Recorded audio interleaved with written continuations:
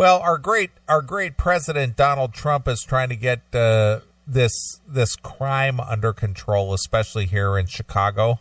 Good luck with that. I don't think he can do it. But well, go ahead. he could do it if federal could take over states' rights, which I'm all for the separation between federal and states' rights, but right. The state of Illinois, especially the city of Chicago, is being run poorly. Right. As well as the city of Detroit. Okay, sure. Our good friend Ozzy Ace sent over another article. Apparently, what I find interesting about our fans from around the world, they are interested in what goes on here in the States. Okay. So he sent over this clip of a article about how in Detroit the fast food places have that heavy bulletproof glass at the surface window. Oh yeah, sure.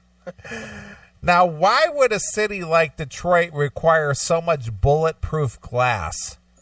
When was the last time you saw bulletproof glass at a fast food restaurant and cell phone stores in all white neighborhoods? Can't say that I ever have. Right. What does the presence of so much bulletproof glass tell us about the nature of blacks? Hey, let's not be racist here. Is this a suitable way of reminding us about racial differences? Well, you betcha. Oh no, are you kidding me? Who wrote this? Sarah Palin? Oh my goodness. You betcha. Right. Whites may not wish to discuss openly the very real differences that exist between blacks and whites, but they do so in other ways. This is clearly one of them. The proprietors of this business know that blacks are dangerous and they bring violence with them wherever they go.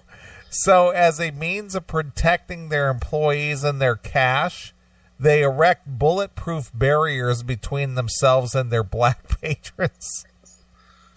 All right. Now that seems a little bit racist there. My goodness. You think so?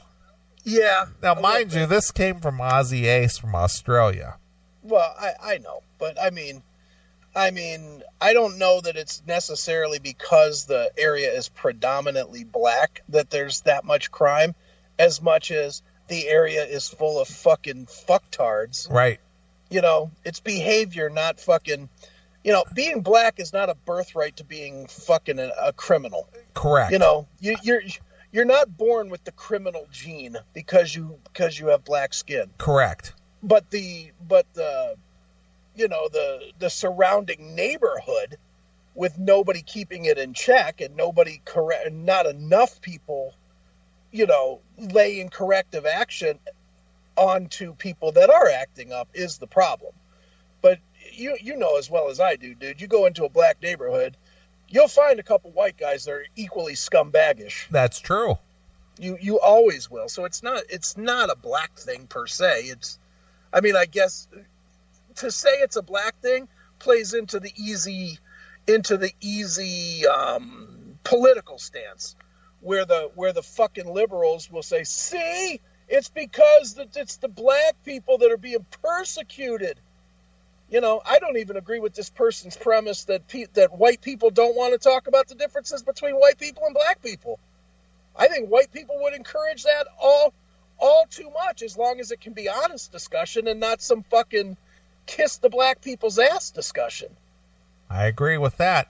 Hail and Kill caller, you're on the air. Hail and Kill, boys. How are you?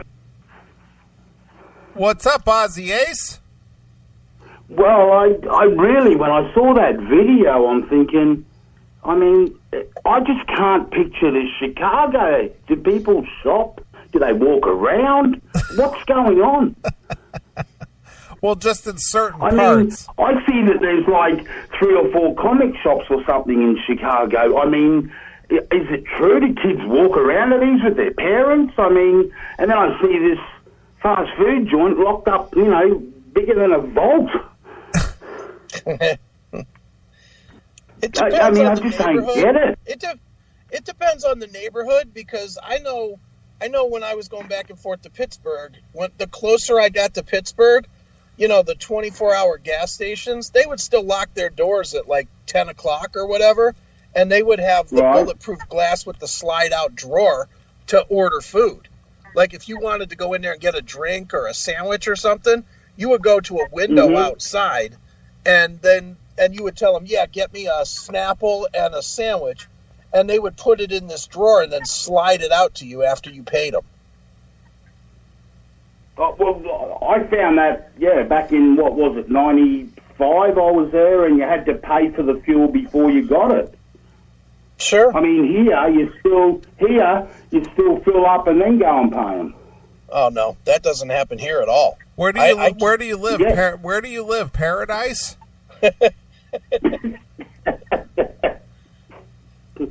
Well, I mean, they've got the little draw slip thing coming in a little bit now for, I suppose, after midnight, if there's only one or two working there or something, yes, for sure. But not pay before you get the fuel.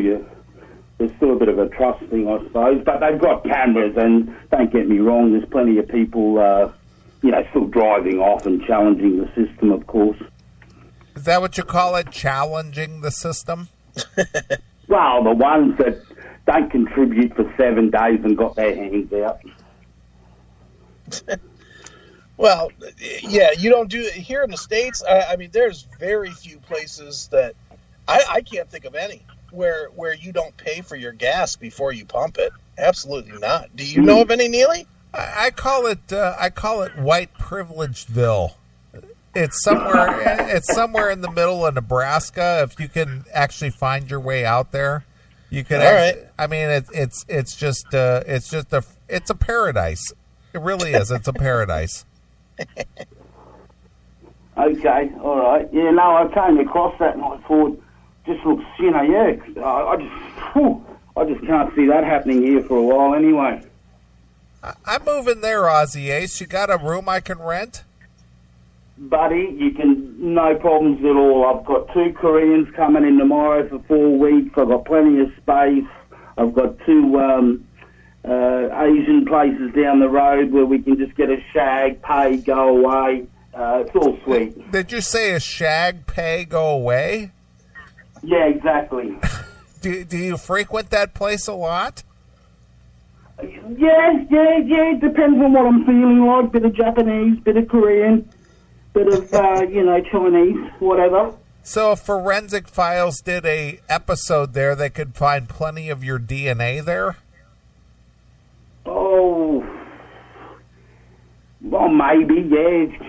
Could be a little spot here or there. But it's probably not as much as some of these, hotel rooms that I see old Gordon Ramsay checking with blue light. Nice. Sounds like we got to make a trip there, Chris. Yeah, no kidding. Hey, I'm getting texts right now. Bob Nalbandian would like to call in from backstage at the Metallica show. Okay, we need to do that. All right, guys. Ozzy. Well, Ozzy, your manager says you have to go. Oh, okay. All right, I did want to ask you something else, but hail and kill. Fuck you, pal. Hands up. There goes Ozzy Ace. There he goes.